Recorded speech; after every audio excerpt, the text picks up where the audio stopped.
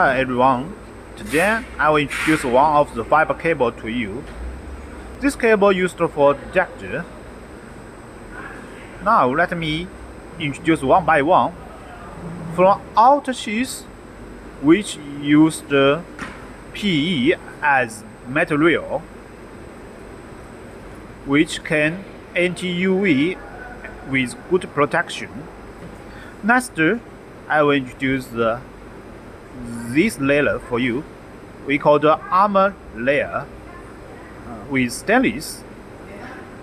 At the end, this part we call the job cable, which one with two cores. Now, let me turn around for you. So, if you're interested for it, please connect with me. Thank you.